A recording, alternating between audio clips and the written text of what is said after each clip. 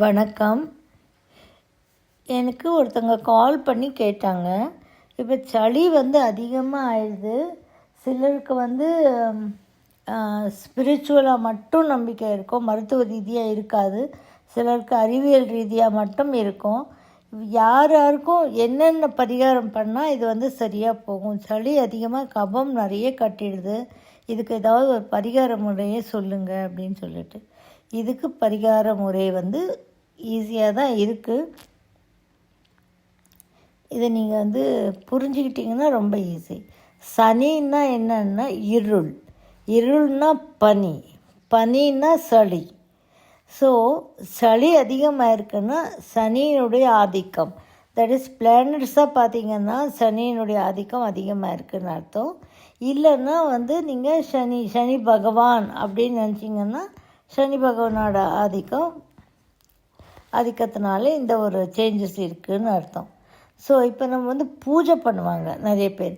அந்த பூஜை பண்ணுறது எதுக்காகனீங்கன்னா, ஏதாவது ஏற்றம் இறக்கம் இருந்தால் அந்த குறைபாடுகளை சரி செய்வதுக்கு தான் பூஜை பண்ணுவாங்க. இப்போ என்ன எக்ஸாம்பிள், பணம் வேணும்னா பூஜை பண்ணுவாங்க, குழந்தை வேணும்னா பூஜை பண்ணுவாங்க. ஏதோ ஒன்று இழந்த பாக்கியத்தை சரி செய்யறதுக்கு, பேலன்ஸ் பண்ணுறதுக்கு தான் ஒரு பூஜைன்றது நிர்வகிக்கப்படுது இல்லையா? எந்த பூஜையானாலும் அந்த பூஜையினால் நமக்கு பேலன்ஸிங் கிடைக்குது. இப்போ இவங்க கேட்ட கேள்விக்கு சளி ரொம்ப கபம் ஜாஸ்தியாக இருக்குது, இதுக்கு அறிவியல் ரீதியாக சொல்லுங்கள், ஆன்மீக ரீதியாக சொல்லுங்கள், மருத்துவ ரீதியாக சொல்லுங்கன்னு கேட்டாங்க. அவங்க ஃபோன் பண்ணி எனக்கு கேட்டிருந்தாங்க. அவங்க நம்முடைய சப்ஸ்கிரைபர். அவங்க எல்லா டிப்ஸும் ஃபாலோ பண்ணி நிறைய பெனிஃபிட்ஸ் வந்ததுனால அவங்க கேட்குறாங்க. ஸோ அதனால் அவங்களுக்கான பதிவு இது, யார் கேட்டாங்களோ அவங்களுக்கான பதிவு இது. இப்போ அறிவியல் ரீதியாக பார்க்கலாம். சயின்டிஃபிக்காக பார்த்திங்கன்னா, உடலில் மந்தம் ஏற்படும்போது, அது மந்தம்னு தெரிஞ்சாலே நம்ம குளிர்ச்சி ஜாஸ்தியாக இருக்குதுன்னு நம்மளுக்கு புரியும். ஆனால் என்னென்னா, இங்கே அதிகமான சூடானால் தான் இந்த மந்தம் ஆகுமா.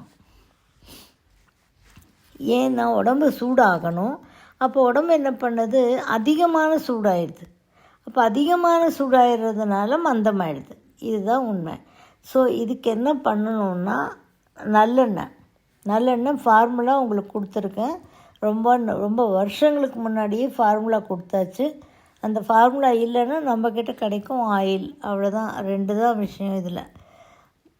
வெளியில் வாங்கினேன்னு சொல்கிறது ஆயிலெலாம் யூஸ் ஆகாது, அதை மட்டும் புரிஞ்சுக்கோங்க. ஒன்று நீங்களே தயார் பண்ணிக்கணும், இல்லைன்னா உங்களால் முடியலன்னா எங்கக்கிட்ட கிடைக்கும், அது வாங்கிக்கலாம். நீங்கள் கருப்பு எள்ளில் செஞ்ச ஆயில் இது. வெள்ளை எள்ளு ஆயில் கூட இருக்குது, அதனால தான் சொல்கிறேன். கருப்பு எள்ளில் செஞ்ச ஆயில் இது. அந்த ஃபார்முலாவோடு இருக்கணும். விடியற் காலையில் மாட்டுச்செக்கில் ஆடினதாக இருக்கணும். மிஷினில் போட்டு நல்லெண்ணெய் கூடவே கூடாது, அது வேலையே செய்யாது. ஓகே, அந்த மாதிரி கருப்பு நல்லெண்ணெய் வாங்கிக்கோங்க. அதில் கொஞ்சம் கற்பூரத்தை போட்டுட்டு லைட்டாக சூடு பண்ணிவிட்டு, லைட்டாக கொஞ்சம் போட்டால் போதும், போட்டு உச்சந்தலையிலேருந்து உள்ளங்கால் வரை ஃபுல்லாக நல்லா சேர்த்து தேய்ச்சிட்டு தலை குளிக்கணும். யார் யார் எப்போது ஆல்ரெடி சொல்லியிருக்கோம். செவ்வாய் வெள்ளி பெண்கள், புதன் சனி ஆண்களுக்கு எண்ணெய் தேய்ச்சி குளிக்கிற முறை தான். ஆனால் இதில் கூட கற்பூரம் ஆட் பண்ணிக்கிறோம். இது அறிவியல் சார்ந்தவங்களுக்கு பண்ணக்கூடிய முறை. ஓகே, நிறைய கபம் இருக்குன்னா இதுவும் சரியாக போடும். எனக்கு ஆல்ரெடி கபம் இருக்கேங்க, நீங்கள் வேறு எண்ணெய் தேய்ச்சி குளிக்க சொல்கிறீங்கன்னா பரவாயில்லைங்க, கண்டிப்பாக சரியாக போயிடும். தைரியமாக நம்பிக்கையோடு குளிங்க, சரியாக போயிடும். ஸோ இப்போ ரெண்டாவது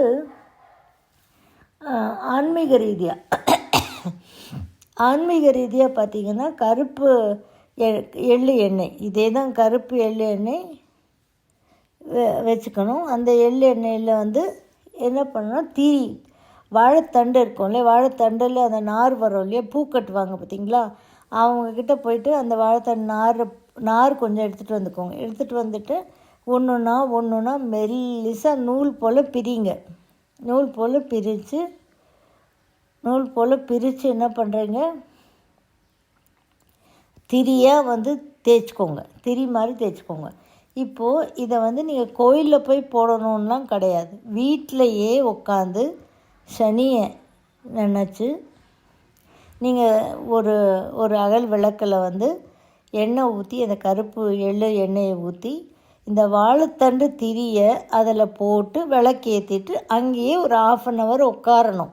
சும்மா விளக்கேற்றிட்டு அப்படியே போகிறதில்ல. நம்ம பண்ணுற தப்பெல்லாம் அதுதான். எந்த எண்ணெயில் ஏற்றினாலும் அதுக்கு உண்டான பலன்கள் பலாபலன்கள் இருக்குது.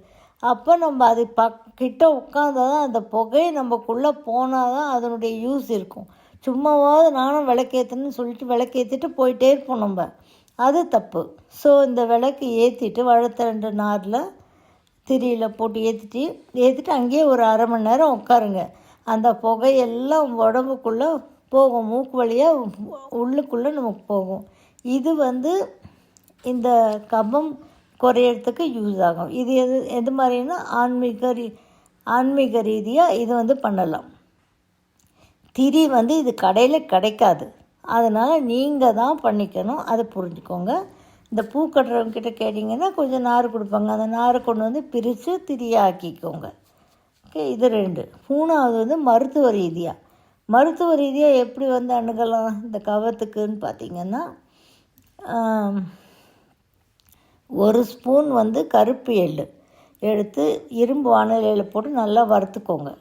வறுத்துக்கிட்டு ஒரு 1/4 ஸ்பூன் சீரகம், 9 மிளகு வறுத்துக்கோங்க. அதையும் வறுத்துக்கோங்க. தனித்தனியாக வறுத்துக்கோங்க. இல்லைன்னா ஒன்றா போட்டிங்கன்னா வறுபடாது. அதனால் அதையும் வந்து வறுத்துக்கோங்க. வறுத்துக்கிட்டு 3த்தையும் சேர்த்து மிக்சியில் அரைச்சிடுங்க. இப்போ காலத்துக்குனால மிக்சியில் அரைச்சிடுங்கன்னு சொல்கிறேன். இல்லைன்னா நம்ம வந்து அந்த கல் உரல் இருக்கும் இல்லைங்களா, சின்னது, அதில் வச்சு கல்லில் நல்லா வந்து அரைச்சிக்கிட்டிங்கன்னா நல்லது. அது இல்லைன்றவங்க மிக்சியில் அரைச்சிக்கோங்க. அரைச்சிக்கிட்டு இது என்ன பண்ண, ஒவ்வொரு சனிக்கிழமையும் நல்ல ஹாட் வாட்டரில் 1 ஸ்பூன், அது மொத்தம் இது எல்லாமே 1 ஸ்பூனு, 1/4 ஸ்பூனு, 9 மிளகு, இது எல்லாமே ஒரு கலவை. அவ்வளோதான் அந்த ப்ரப்போர்ஷன். இதை வந்து அப்படியே வந்து இதில் போட்டு சுடுதண்ணியில் போட்டு கலக்கிட்டு வெறும் வயிற்றில் குடிச்சிடுங்க. என்றைக்கு வெறும் சனிக்கிழமை ஒரு நாள் மட்டும் குடிச்சிட்டே வரலாம். எத்தனை நாள் குடிக்கணுன்றது கணக்கு கிடையாது. குடிச்சிட்டே வாங்க. சனிக்கிழமை குடிச்சிட்டே வாங்க. உங்களுக்கே தெரியும் சேஞ்சஸ். தெரியும் போது நீங்கள் நிறுத்திக்கலாம். நிறுத்திட்டு திரும்பியும் வேணும்னா திரும்பியும் கூட நம்ம ஸ்டார்ட் பண்ணிக்கலாம். இது நம்ம இஷ்டம்தான் இது, இல்லையா? ஸோ அந்த மாதிரி இது வந்து ஒரு கோர்ஸ் கிடையாது. இத்தனை நாள் குடிக்கணும் அப்படிலாம் கிடையாது. நம்ம உடல்நிலையை பொறுத்து நம்ம குடிச்சிக்கிட்டே வரலாம். இப்போ வந்து இதனால் என்ன ஆகும்னா, உடல், பொருள், ஆத்மாவுக்கு 3த்துக்குமே பரிகாரம் கிடச்சிடுது. இப்போ சித்தர்கள் வந்து சொல்லியிருக்காங்க, இறப்பதற்கு முன்னால் வந்து வழலை ஜாஸ்தி ஆகிடும்னு சொல்லியிருக்காங்க. வழலைன்னா கபம், அது ஜாஸ்தி ஆகிடும்னு சொல்லியிருக்காங்க. இதை உடல்லிருந்து விளக்குனா வந்து சனியின் நன்மைகள் மட்டும் கிடைக்கும், தீமைகள் அவ்வளோ கிடைக்காது அப்படின்னு சொல்லியிருக்காங்க. இதை உடல்லேருந்து விளக்கணுறதுக்காக உண்டான ஒரு முறை தான் இந்த முறை. இப்போ வந்து வெளியில் வந்து ஹீட் வந்து குறையறதுக்கு நம்ம வந்து இது போட்டிருக்கோம், உடம்பு மொத்தம் நல்லெண்ணெய் தேய்ச்சி குளிக்க சொல்லியிருக்கோம். அதே போல் தான் இதை உள்ளே இருக்கக்கூடிய கபம் வந்து இதை ஃபுல்லாக அறுத்து விட்டுருமா. சளியை வந்து அறுத்து கொஞ்சம் கொஞ்சமாக வெளியேற்றிடும். ஏற்றும்போது இறப்பு வராதுன்னு நான் சொல்லலை. இறப்பு வர்றதுக்கு அதுவும் மெயின் ரீசன் சொல்கிறாங்க சித்தர்கள். இப்போ வந்து இறப்பு வந்தாலும் கூட நமக்கு வந்து இந்த வழலை கபத்தினால் வரக்கூடிய பிரச்சனைகள் இருக்காது. அதாவது சனியினால் வரக்கூடிய நன்மைகள் மட்டும் கிடைக்கும்னு சொல்லியிருக்காங்க. ஸோ சனிக்கிழமைகளில் செய்யக்கூடிய பரிகாரம் இது வந்து அறிவியல் ரீதியாக, ஆன்மீக ரீதியாக, மருத்துவ ரீதியாக கொடுத்துட்டேன். யாருக்கு எது இஷ்டமோ அதை நீங்கள் பண்ணிக்கலாம். எதுனாலுமே யூஸ்ஃபுல்லாக தான் இருக்கும். நீங்கள் 3ம் பண்ணுறதுனால இன்னும் அற்புதமாக வேலை செய்யும். ட்ரை பண்ணி பாருங்கள். தேங்க்யூ ஃபார் வாட்சிங். இந்த வீடியோ உங்களுக்கு பிடிச்சிருந்தால் லைக் பண்ணுங்கள், ஷேர் பண்ணுங்கள், கமெண்ட் பண்ணுங்கள், சப்ஸ்கிரைப் பண்ணிக்கோங்க, பெல் ஐக்கான் ப்ரெஸ் பண்ணிக்கோங்க. ஸோ தட் நாங்கள் போடுற எந்த வீடியோவும் மிஸ் பண்ணாமல் உங்களுக்கு நோட்டிஃபிகேஷன் வரும்.